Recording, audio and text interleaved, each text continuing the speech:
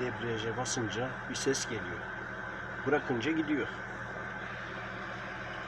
Duyabiliyor musunuz bu? Bak iş. Hyundai 1.3 Admire 2006.